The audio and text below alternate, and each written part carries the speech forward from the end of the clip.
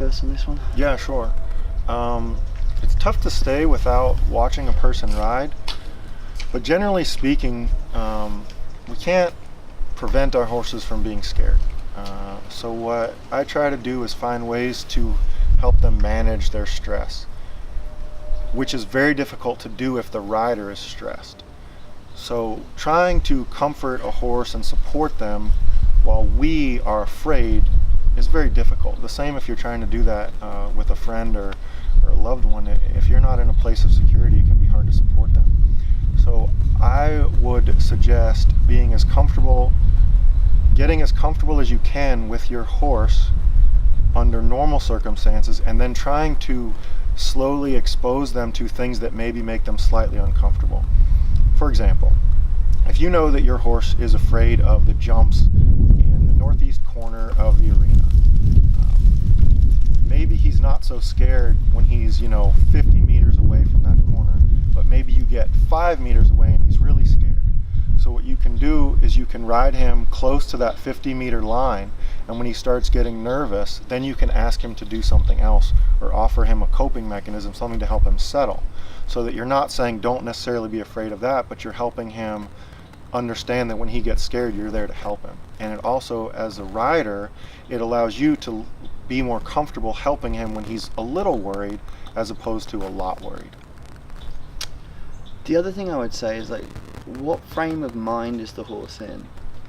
Before he's even spooking or something, what frame of mind is he in? Mm-hmm. And I see this a lot with, say, like, performance horses, where a lot of pressure is being put on them, and then when they're in the arena, because there's a lot of pressure on them, they've got a lot of anxiety, a lot of adrenaline, mm-hmm. and then it doesn't take much before they go, like spooking and stuff. Yeah. Whereas if those horses were kind of relaxed and calm and comfortable, they probably wouldn't be spooking at the same things. Yeah.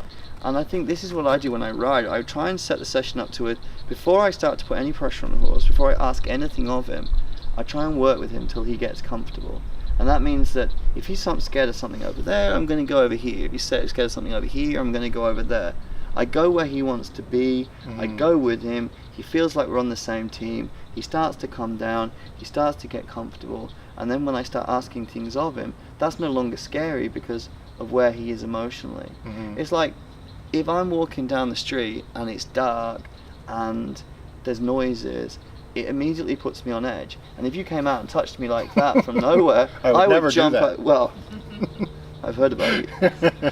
I would jump out my skin because I'm already feeling anxious and stressed and nervous. But if I'm kind of chilled and I'm walking down the street and everything's feeling good and you can't touch me on the shoulder, he's not going to startle me to the same degree. Right. And I think that sometimes is where that spookiness is. Not genuine fear of like that or genuine fear of that. And if you turn those horses out in the arena, a lot of times they're not even scared of those things. So it's not a genuine fear. Mm-hmm. So it has to go to where that horse is emotionally and where he is mentally. And I think this is where people go wrong. Like, until that horse is comfortable, until that horse is confident, then you really don't want to be asking too much of him.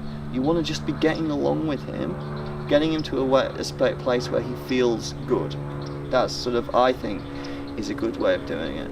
Another thing is, if I'm riding around at the start of my ride and he's spooking at something, I just let him spook a few times, let him go with him, and usually 5 or 10 minutes in, he's not doing that. Mm-hmm. But if I start trying to make him be over here, or punishing him for feeling like that, Yeah. because that's another thing, is we tend to think it's not genuine, so we sort of almost punish him for behaving in that way, to whatever degree, and because we're dismissive of it, it sort of puts him in an even worse frame of mind. Yeah. It's like if you're not afraid of spiders and you have pets that are spiders and someone comes over and they're afraid of them, you're like, oh no, don't be afraid of spiders, they're really lovely. Yeah. Yeah. I've never done that, but I would imagine I wouldn't want to go back to someone's house if they did that to me. Do you have pet spiders? No, I'm not afraid of spiders, but I need things with fur. I like things I can understand and control. Like we have like hamsters and guinea pigs and rabbits and things like that.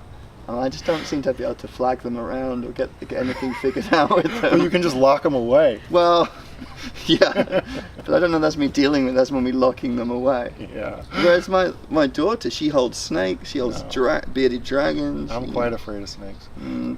I'm quite afraid of snakes.